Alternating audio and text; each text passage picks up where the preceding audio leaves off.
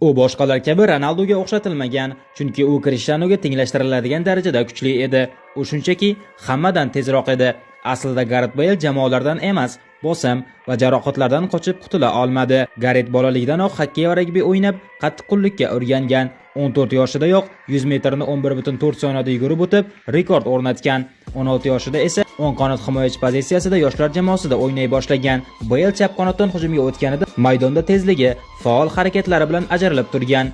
Ronaldudan keyin Angliyada 1 yil ichida 3 ta mukofotni olgan birinchi futbolchiga aylangan. Real Madrid uni rekord summa 101 million yevroga sotib olgan. Beyl yirik turnirlarda katta futbolchi sifatida harakat qilgan. Bavariya darvozasiga urgan gollari bilan jamoasiga g'alaba olib kelgan. Qirollik Kubogida esa Barselona himoyachilarini ortda qoldirib, tarixiy gol urgan, ammo Beyl bosim va jarohatlar bilan kurasha olmadi. Garet dastlab Tottenhamga ijaraga berildi. So'ngra karyerasini Los Anjelesda davom ettirdi.